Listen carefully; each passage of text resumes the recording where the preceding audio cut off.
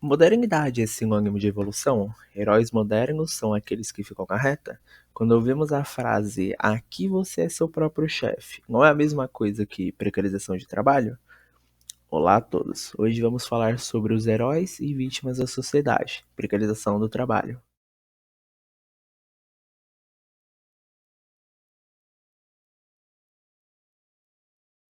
Quando falamos de modernidade e de uma visão social, estamos falando de padrões, esperança, ilusões e culpa.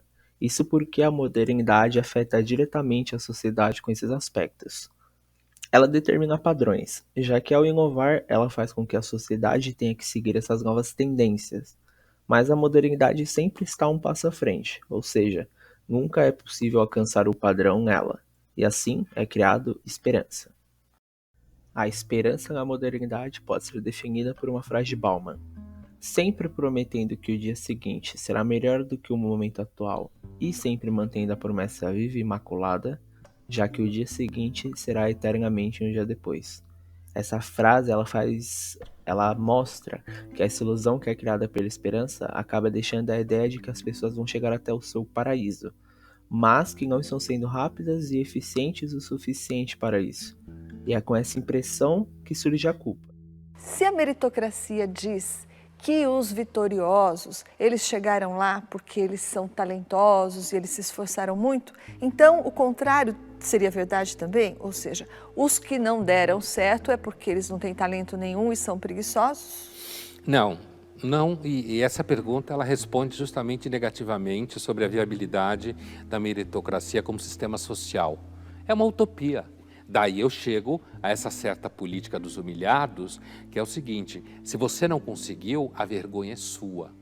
Dessa forma, é formado um ciclo, onde é impulso para as pessoas padrões, ilusões, culpa e esperança. Vale ressaltar que a modernidade também está relacionada com personalidade. Então, ao entendermos que a sociedade nunca alcança a modernidade, entendemos que a sociedade sempre está mudando de personalidade e nunca a alcança em definitivo. Os nômades são aqueles que sempre estão em movimento, são pessoas que sempre estão correndo atrás dos padrões e da modernidade. Alimentadas pela esperança e culpa, essas pessoas, mesmo querendo parar, não podem, porque se fizessem isso, acabariam virando arrivistas. Arrivistas são nômades que pararam nessa corrida eterna atrás da modernidade. Acharam um lugar que decidiram ficar e assim acabaram se tornando arrivistas. Eles são usados de exemplos na sociedade para fazer com que os nômades restantes sintam repulsa e façam de tudo para não se tornarem arrivistas, fortalecendo a hierarquia e o ciclo da modernidade. Abaixo existem os párias, que segundo o sistema de castas indo, são aqueles que têm a casta mais baixa ou até não têm.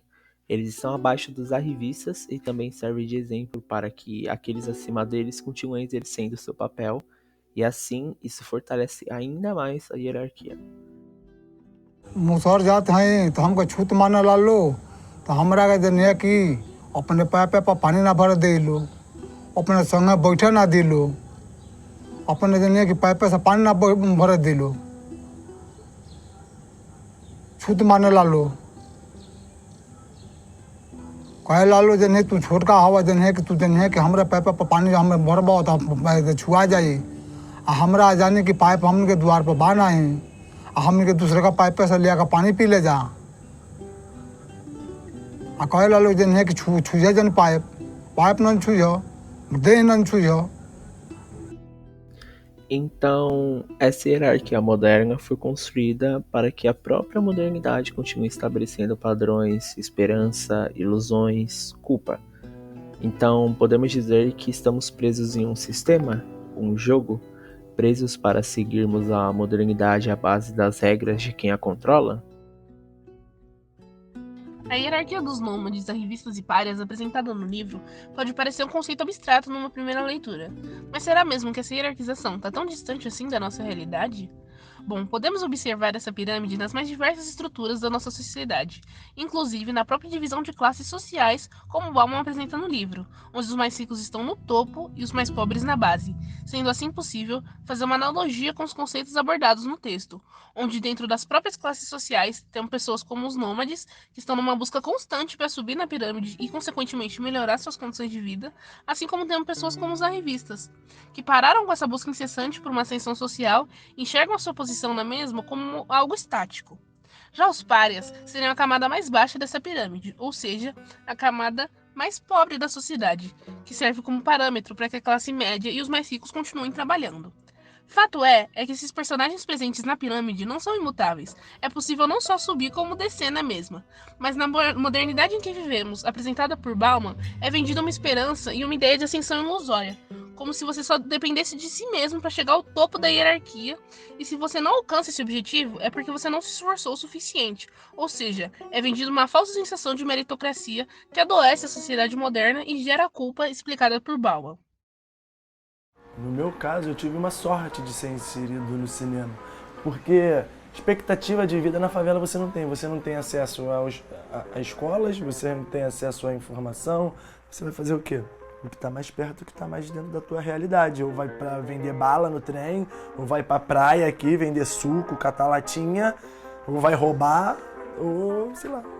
O lugar onde você nasce, a família onde você nasce, são muito importantes para quem você vai ser no futuro. Se você nasce numa família pobre, você vai ter dificuldades a vida inteira. O que falta no Brasil é perspectiva de mobilidade. Daí surge o questionamento. Mas o que essa tal pirâmide tem a ver com a administração?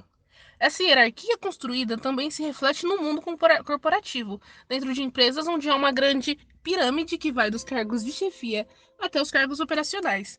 E também é vendida essa esperança de que é necessário vestir a camisa da empresa e ter a cabeça de chefe, porque se a empresa ganhar, você também ganha. São familiares essas frases, né? Elas transmitem a sensação de que você ocupa uma posição mais alta do que realmente ocupa nessa hierarquia. É possível observar essa ilusão quanto à ascensão na pirâmide, também na romantização da situação de pessoas que passam a vender coisas como uma forma de sobrevivência em momentos difíceis, com as frases como "ela empreende e assim ela é a própria chefe", fortalecendo ainda mais os argumentos de esperança e culpa de Bauman. Com isso, não é muito difícil se deparar com a esperança e a culpa características da sociedade moderna, já que é possível observá-la não só dentro de empresas, mas também na precarização do trabalho disfarçada de liberdade.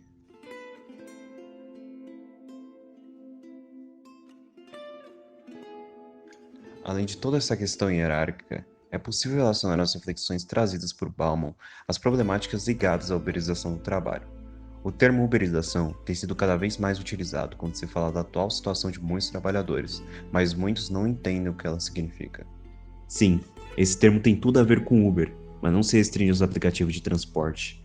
A uberização é um modelo fruto das modernizações das relações de trabalho e diz respeito a um estilo informal, flexível e por demanda. Para ficar mais claro, vamos pensar em um entregador de aplicativo de delivery de comida. Esse entregador vende seu serviço para o aplicativo de maneira independente, ou seja, sem vínculos empregatícios, e é justamente por isso que há uma redução de custos nesse processo. Apesar de aparentemente toda essa liberdade do trabalhador parecer bem atraente, a uberização é um fenômeno que precisa ser cuidadosamente analisado, pois traz junto a ele várias problemáticas, já que, de certa forma, essa uberização acompanha um processo de precarização. Sem garantia, sem amparo pela legislação trabalhista, sem estabilidade, o trabalhador é reduzido à sua força de trabalho. Apenas é chamado quando necessário, sem garantias de quando vai ganhar e quando vai trabalhar.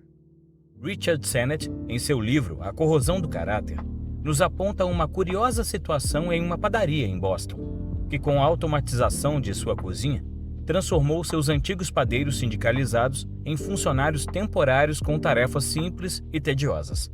Décadas após o relato do sociólogo, vemos situação em parte semelhante nas ruas das cidades brasileiras.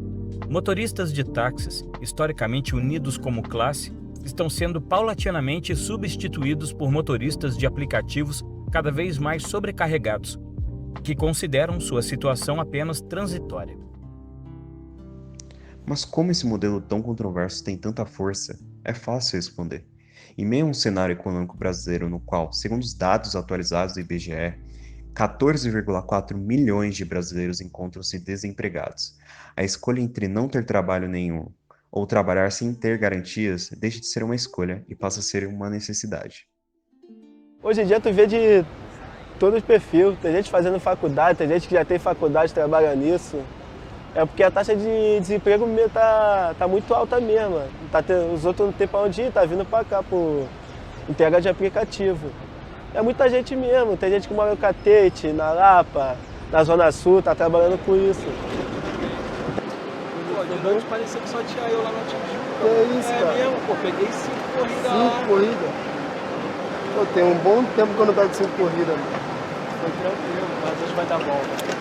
Pô, tomara. Com certeza. Valeu? Valeu, Ricardo. Obrigadão, valeu. Relacionando tudo a isso a Bauman, podemos concluir que, com toda essa transformação da sociedade, a forte necessidade de adaptação levou à estruturação de uma hierarquia de classes baseadas na ilusão.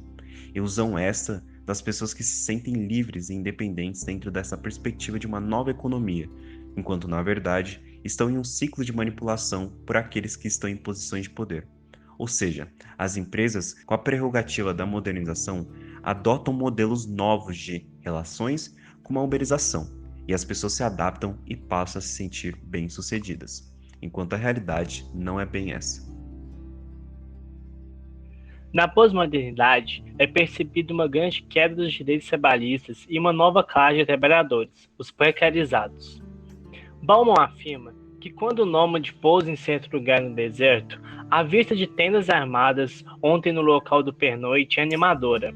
Elas cercam o lote do deserto, de modo que possa parecer um oásis e dar uma sensação de propósito às perambulações de ontem. Essas tendas armadas ontem, sendo apenas tenda, tiram, entretanto, a máscara da autocongratulação. Elas provam, se fosse necessário prova, o auto-engano da existência que quer esquecer o seu passado nômade. Mostra que a casa é somente um ponto de chegada, e uma chegada prenhe de uma nova partida. Esse trecho de Bauman podemos relacionar ao que aconteceu após a crise financeira mundial de 2008 e 2009, que quando surgiu uma enorme massa de desempregados, principalmente dos países PIGs, Portugal, Itália, Irlanda, Grécia e Espanha. Essa crise coincidiu com o avanço da proliferação da internet, que rapidamente começou a proporcionar oportunidades de trabalhos por aplicativos ou sites, abrangendo a massa que estava desempregada. Assim, foi criada uma nova classe de trabalhadores, os precarizados.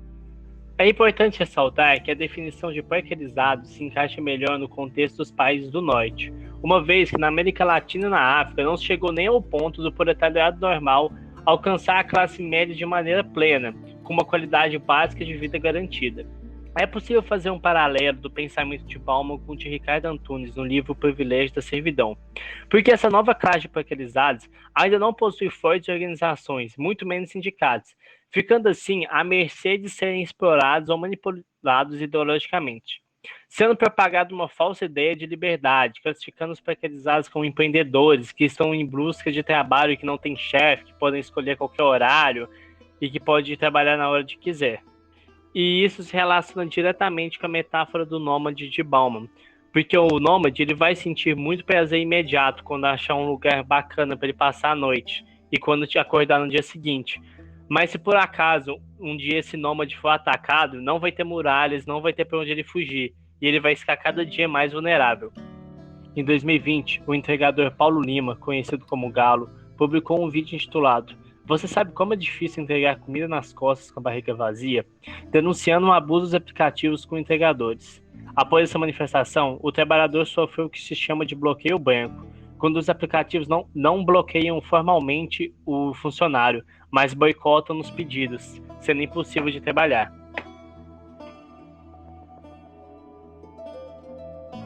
Meu nome é Paulo Roberto da Silva Lima, eu tenho 31 anos de idade, sou mais conhecido como Galo. Faço parte do movimento dos entregadores antifascistas e eu luto pela emancipação dos trabalhadores e trabalhadoras. E eu? Por que eu tô aqui?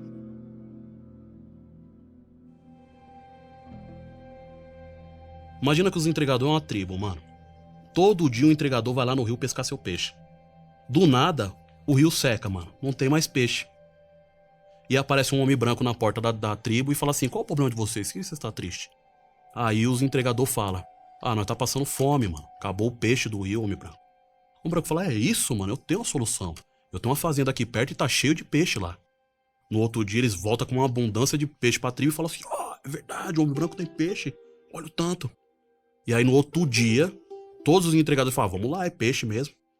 Quando os entregadores chegam no outro dia desse acontecido, o homem branco barra esses entregadores na porta e fala assim: ó, mano, você não vai poder pescar aqui, porque aqui é minha propriedade, aqui tem regra. Você só pode pescar aqui se você seguir a regra. E a regra é o seguinte: cada um de vocês pode pescar até 10 peixes.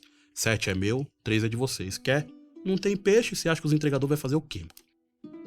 A única coisa que esse homem branco não vai contar é que ele foi lá com o capital dele, com a tecnologia dele, com toda a força que tem, com as máquinas dele, no rio de noite, drenou todos os peixes daquele rio, colocou na fazenda dele, e agora a gente tá tendo que pescar os mesmos peixes que a gente sempre pescou, só que tem que dar 7 pro homem branco. De 10, 7 vai pro homem branco. Por que eu digo isso? Porque se você botar na sua memória, a pizza deixou de chegar na sua casa quando os aplicativos não existiam? Com o desemprego em alta, os aplicativos foram erroneamente apontados como salvadores daqueles que necessitam de uma renda para sustentar a família, quando que, na verdade, esse tipo de empregabilidade só é possível devido à própria taxa de desemprego, que força as pessoas a topar qualquer oportunidade de trabalho por uma renda mínima que seja. Em 2019, foi proposta a reforma trabalhista, onde a retirada de direitos de trabalhadores, muitos deles conquistados na década de 30, era justificado por um suposto boom de empregos que surgiria após essa ação. O boom de empregos nunca aconteceu. O que ocorreu foi que os trabalhadores que estavam empregados perderam direitos, e se comparado, a taxa de desemprego de 2019 para 2021 subiu consideravelmente. A atmosfera retratada pode ser sintetizada por uma célebre frase da filósofa alemã Hannah Arendt, que também é citada no livro O Mal-Estar da Pós-Modernidade, de Bauman. Nela, a pensadora diz que a autonomia do homem se transformou na tirania das possibilidades. Nesse sentido, a atual fase do capitalismo, marcada pela ascensão do trabalho dito flexível e autônomo, e promovida pelo próprio sistema como uma alternativa perfeita, pincelada de modernidade, positividade e progressividade, nada mais é que uma complexa cadeia exploratória que sobrevive da projeção de ilusões e culpas para manter-se de pé, e seguir enriquecendo quem realmente lucra em cima dela, os grandes empresários. O trabalhador, na base dessa cadeia, se vê imerso em uma configuração muito distinta. Moldado pelo sistema, ele percebe a sua própria identidade tornar-se fluida e passa a girar a sua vida em torno do trabalho, de tal modo que tempo de trabalho e tempo de não trabalho passam a confundir-se entre si, e a tão sonhada autonomia torna-se novamente uma rotina fechada, controlada e exaustiva, mas disfarçada de liberdade produtiva. Soma-se isso ao amplo senso de hierarquia presente nas grandes corporações, que fomentam o impulso por uma ascensão social interna, e a precarização do trabalho, que encontra o seu ápice na dissolução de direitos trabalhistas e na expansão do trabalho informal em escala global, e tem-se uma classe trabalhadora composta literalmente por nômades, desamparados e continuamente buscando pelo seu lugar na modernidade desértica.